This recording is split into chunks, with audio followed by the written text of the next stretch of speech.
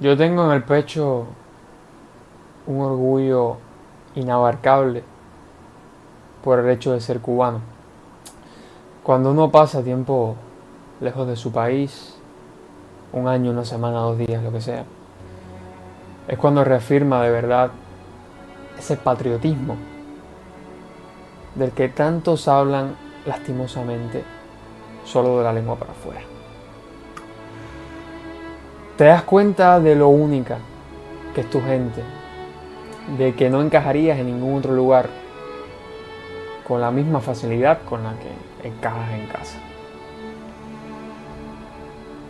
Y si hay algo que me hace amar tanto, pero tanto este país, son mis recuerdos de la infancia. Los parques, la escuela, mi primera bicicleta, la primera novia a escondidas, los personajes de ficción que amé cuando era niño. Y por supuesto, el más característico de todos, el que definió, ¿no?, tanto el concepto de animación cubana como el concepto de infancia cubana, de mi infancia, fue el Pidio Valdés. Insurrecto, manigüero, Mambí.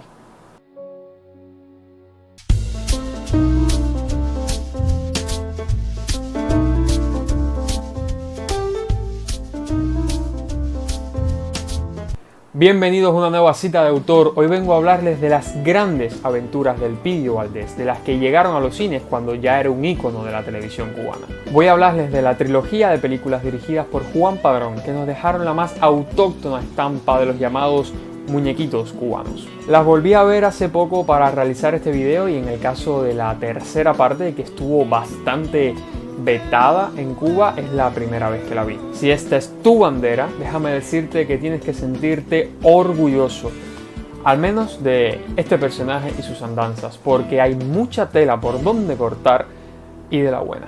Fui novio de María Silvia, aunque ella no se enterará. Me fui de carga al machete, hágalo pecar carcajadas. Corría el año 1979 y en Cuba todos, pero todos conocían el nombre del Pidio Valdés. Acompañado de su fiel caballo Palmiche, este cubano luchaba desde los televisores en las guerras de independencia contra el ejército español en el siglo XIX y se había ganado, a base de buenos guiones y grandes ideas, ser la franquicia de animación vanguardia del Instituto Cubano de Arte e Industria Cinematográfica, ICAIC. Por eso no resultó una sorpresa que ese mismo año, cuando se estrenara la película de El Pidio Valdés, fuera la más taquillera de los cines en aquella época. Dirigida por el creador del personaje, el maestro del cine animado y las historietas Juan Padrón, esta película nos contaba el origen del Mambí favorito de los niños. Descubríamos que su familia había luchado en la Guerra de los 10 años, su padre había sido un importante jefe militar mambí y que el Pidio se había criado en la Manigua junto al Ejército Libertador. Luego del fin de la Gran Guerra, un joven El Pidio esperaba impaciente a que los cubanos se unieran de nuevo para combatir la ocupación española en la isla, cosa que ocurriría en 1895, año en que transcurre la película. Con el reinicio de la guerra veríamos la primera vez que el Pidio Valdés tomaba un machete entre las manos y la primera vez que cargaría en nombre de la libertad de Cuba. Vamos, que solo con eso ya era un éxito asegurado. Pero la película quiso desmarcarse de los anteriores cortometrajes y dibujó un ambiente más solemne para la historia. Mientras que antes todos los personajes tenían un carácter gracioso y caricaturesco, el inicio del Pidio Valdés es una secuencia que declara sus intereses desde el minuto 1. Estamos ante una aventura un tanto más madura y oscura que las anteriores. De hecho, personalmente esta presentación es una de mis partes favoritas de toda la película, con el padre y la madre del Pidio huyendo de soldados enemigos en una noche de lluvia. Sin embargo, no se pierde el humor que tanto caracteriza a la franquicia y de hecho es una película muy graciosa, sobre todo gracias a sus villanos, el general Resoples y los suyos, que terminan siendo el alivio más cómico de la cinta, pero que no quedan tan ridiculizados como en anteriores cortometrajes. Además de los chistes visuales, que hay bastantes, el guión también tiene algunas líneas muy divertidas y en general el ritmo de la película la hace súper amena y entretenida. Artísticamente, lo que más me llamó la atención fue la ambientación y el dibujo de los fondos, que aunque se pueden observar toscos o sencillos en la actualidad, para mí tienen una enorme personalidad y me recuerdan a ciertas pinturas paisajísticas del arte cubano. La naturaleza rebosa de vida en todas las escenas de la película y creo que está bien lograda esa parte. La fluidez de la animación estaba limitada por el presupuesto y las técnicas de la época, pero en retrospectiva tuvo una animación de lujo, sobre todo si nos ponemos a mirar la desoladora realidad actual del animado cubano. Eran tiempos mejores, definitivamente. Lo que más me sorprendió del argumento, además de la facilidad con la que puede ser adulto y cómico sin que desentone nunca, es que tiene un reparto coral donde el foco no es ni de lejos solamente para Elpidio Valdés. Juan Padrón contó una vez para una entrevista que mientras diseñaba los personajes había tomado en cuenta la opinión y peticiones de las niñas fanáticas a las historietas. Fue ahí donde surgió María Silvia, la hija de un acaudalado español que, en contra de lo que piensa su familia, quiere luchar por la independencia de Cuba. Quedé asombrado por el enorme peso en la trama que se le da a María Silvia, no solo como interés romántico del Elpidio, sino como una heroína más que hace tanto como su coprotagonista. Ya hubiese querido el Disney de esa época tener personajes femeninos tan fuertes y tan bien escritos. El resto lo componen el padre y la madre del Elpidio, con una gran carga emotiva detrás, la pequeña Eutelia, que es un alivio cómico que funciona casi siempre, y por supuestísimo, los excelentes villanos, que son de lo mejor que hay en esta película. San Eubigirdo, Santo Tomás, angelitos de las nubes celestiales. ¡Sin pánico, señores! En serio, me hacen reír muchísimo. Los amo. ¿Cosas negativas? Bueno, inexplicablemente, uno de los personajes a los que más yo siempre le tenía cariño y uno de los más emblemáticos de la franquicia, el caballo Palmiche,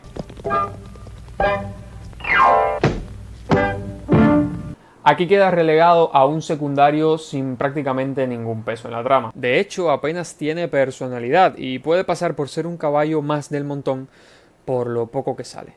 Aunque más adelante retomaremos esta decisión porque tiene sus motivos. 4 años después de que conociéramos en el cine los orígenes del personaje y de que en ese tiempo se estrenara solamente un cortometraje nuevo de la franquicia, llegaba la nueva historia de nuestro querido Elpidio Valdés a los cines cubanos. Pero esta película, titulada Elpidio Valdés contra Dólar y Cañón, dejaba de lado las cargas al machete y las luchas en la manigua, al menos tal y como las habíamos conocido hasta ahora.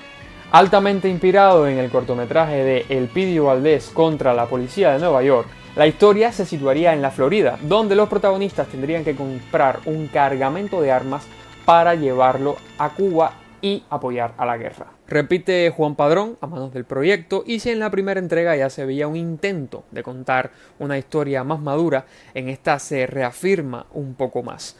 Pasábamos de la sencilla aventura bélica a una trama que tiene que ver más con las intrigas y el crimen. En Contra Dólar y Cañón vemos un énfasis más acentuado en los diálogos de los personajes y la construcción de un gran tramo final. Elpidio, María Silvia y sus aliados en la Florida deberán enfrentar tanto a los millonarios yanquis como a la policía local, a espías españoles y más tarde a los inevitables Don Rezóplez y compañía.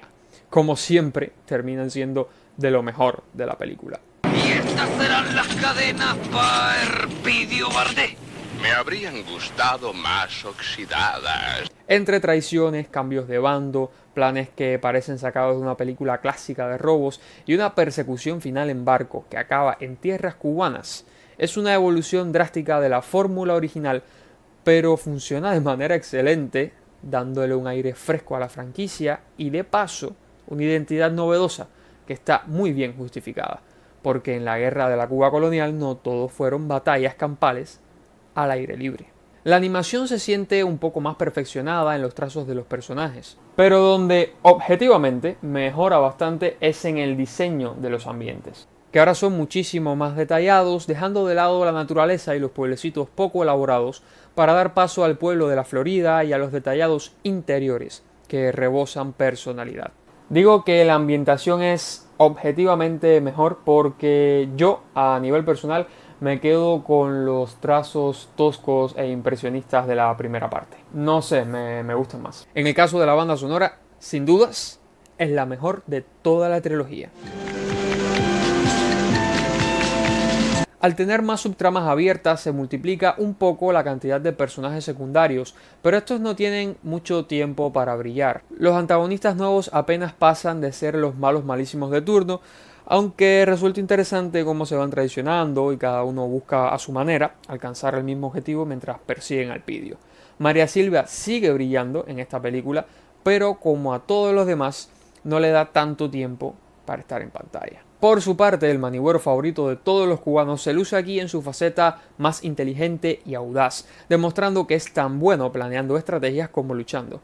Además, se entiende que ha pasado un tiempo entre ambas películas, porque aquí el Pidio es un líder respetado y capaz, así como su relación con María Silvia parece mucho más que un simple enamoramiento juvenil. Ese crecimiento en el personaje se refleja claramente en la película, que como ya dije, intenta ser más y mejor que su primera parte, pero falla en ciertos apartados, como por ejemplo en el humor. La inclusión de personajes como Otilio el inventor o Willy el puertorriqueño no me causaron ni una pequeña carcajada. Y lo peor de todo es Palmiche. Si antes decía que me dolía su nula participación en la primera parte, ahora a Palmiche se le da mayor protagonismo y es otro alivio cómico más.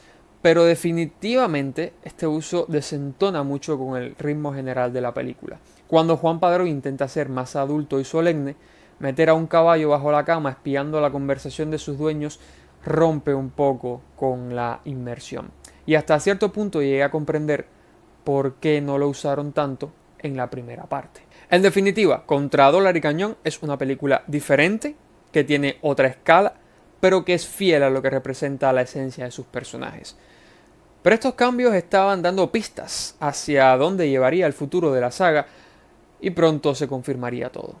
Dije en la presentación del video que la tercera parte del Pidio Valdés está algo vetada en Cuba. Y es verdad, porque ustedes la han visto. Seguro que no. Y en el caso de que sí, pues ¿cuántas veces la han transmitido por la televisión? Fue por eso que jamás la vi en mi infancia y fue un descubrimiento novedoso para la realización de este video. Pero ¿qué tiene esta última entrega que la hizo condenarse al ostracismo en Cuba? Vamos por partes. Lo primero que quiero decir es que esta no es una película del Pidio Valdés. Y es que originalmente esta era una serie de televisión titulada Más se perdió en Cuba, que posteriormente se transformó en la película de El Pidio Valdés contra Águila y León. ¿Qué significa esto? Que si la segunda parte quería romper los esquemas de la franquicia, aquí se eleva esto a la enésima potencia, convirtiéndose en una historia con un reparto coral donde el protagonismo está dividido equitativamente entre un soldado español llamado Manolo y el Pidio Valdés, nuestro héroe de siempre, ahora un poco mayor y en el contexto del fin de la guerra. Precisamente lo más interesante de esta época es su contexto, el de la guerra hispano-cubano-americana, un conflicto que involucró 3 ejércitos distintos y que ha sido objeto de estudio en todas partes del mundo por sus interesantísimos acontecimientos.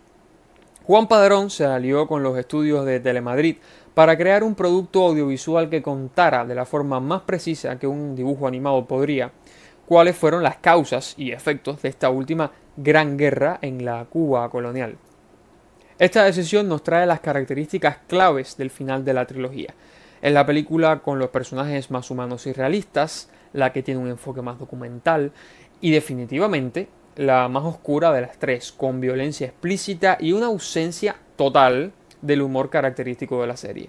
Si en las 2 anteriores el argumento se construía dentro de una época histórica y usaba esa época histórica para hacer funcionar la trama, aquí resulta lo inverso, pues lo realmente importante es contar los hechos históricos y para ello se usa de móvil a los personajes de ficción. El gran problema de esta decisión es que la trama se ramifica demasiado, está muy dispersa entre los 3 miembros del conflicto e intenta dar protagonismo a las 2 figuras principales y a todos los demás involucrados, que no son pocos. ¿Cómo se logró mínimamente esto? Pues mientras que las anteriores películas apenas rebasaban la hora de duración, esta se extiende a las 2 horas y 10 minutos. Se espacia mucho más en el tiempo y en el espacio y veremos al Pidio en las nevadas tierras de Nueva York, volveremos a Tampa, Florida y por supuesto terminaremos en las maniguas cubanas durante la mayor parte de la película. Otro cambio sustancial es el tratamiento de los españoles, que antes eran retratados de incapaces y como alivio cómico, ahora son personajes completamente normales y se intenta que empaticemos con ellos por parte de Manolo y todos sus compañeros. El papel de villanos caricaturizados ahora es para los norteamericanos, pero no se esperen villanos graciosos o frases para aligerar la tensión. En esta última película los villanos matan, las muertes son gráficas, hay sangre y hasta un niño soldado pierde la vida en los brazos de sus camaradas. Claro que no, chaval. No te dejamos. Chaval. La guerra, mostrada en toda su crudeza. Sobre la animación, los dibujos están mucho más detallados, por supuesto, han pasado varios años desde que se hiciera la película anterior, aunque son menos cinéticos, con movimientos más acartonados, pero que responden con el tono más realista de la obra, que quiere alejarse lo más posible del estereotipo de dibujo animado. Las voces escogidas no sé si en su tiempo sonaron bien, pero para mí es el peor trabajo de actuación de la trilogía, sobre todo las insufribles voces de los norteamericanos y de los protagonistas españoles. Son españoles que van a Cuba. Dígales por qué quieren matarnos. Ok, pero aún no respondí la pregunta. ¿Por qué se condenó esta tercera parte al olvido? La verdad es que hay muchas versiones de lo que pasó en Cuba con esta película, pero como no hay ninguna totalmente oficial, voy a dar mi propia versión de lo que creo que pasó. Como ya dije, esta fue una colaboración entre el ICAIC y la televisión española, una de las tantísimas que se han hecho en la historia del cine cubano. Pero aquí estamos hablando del Pidio Valdés, uno de los símbolos de cubanía más grandes de la época. El parangón de los ideales de la infancia cubana. Y al ser esta película tan entregada en ofrecer una mirada novedosa a la guerra, donde no todos los españoles son malos, donde la escala de grises llegaba a un punto en que empatizabas con ambos bandos de una forma u otra, estoy seguro de que el Pidio Valdés contra Águila y León terminó quedándose en una posición complicada. Si me pidieran hacer un top de las tres películas, empezando por la que menos me convenció y terminando por mi favorita de las tres, dejaría definitivamente en tercer lugar a Contra Águila y León. Mantengo que es un producto audiovisual magnífico para comprender la historia de nuestro país, pero también es una película que se pierde entre sus grandes aspiraciones y además la parte del Pidio como combatiente clandestino en los años 30 no me gusta para nada, para mí sobraba por completo. Entre medias yo dejaría a la que creo es la más completa de todas, el Pidio Valdés contra Dólar y Cañón. Una evolución tan rompedora como natural de la franquicia y que es la más redonda en todos los apartados, animación, música, trama, etc. Pero una película que hace todo bien no es per se la mejor. Por eso mi favorita siempre va a ser esa primera aventura bélica para niños, la primera gran incursión del Pidio Valdés en nuestros cines cubanos. Una película que debajo de su aparente tono infantil muestra una pasión y una madurez cinematográfica que solo me hace suspirar por los viejos tiempos. Han pasado ya años desde la muerte de Juan Padrón y mucho me temo que el personaje del Pidio es una leyenda que descansa solamente sobre sus hazañas pretéritas. Resulta que al iniciar este video lo decía, si hay algo que me hace amar tanto este país, son mis recuerdos de la infancia. Una infancia que, como las aventuras del insurrecto manigüero Mambí, va quedando poco a poco en el pasado. Si te gustó este video o te ha traído recuerdos vívidos de tu infancia, por favor déjame tu like y tu comentario al respecto. Yo estoy aquí aguantando las lágrimas porque me pone muy sentimental hablar de mi pasado, de mi infancia, etc. Definitivamente este ha sido uno de los videos más difíciles para mí, así que les agradezco mucho que hayan llegado hasta el final. Si es la primera vez que visitas mi canal, no te vayas sin suscribirte, porque aquí en Cita de Autor hablamos de cine, literatura, videojuegos, sociedad, arte y cultura en general. No pienses que las historias se han acabado. Eso habría que verlo, compadre. Chao, chao. Arriba, caballero, que hay mucho machete por dar todavía.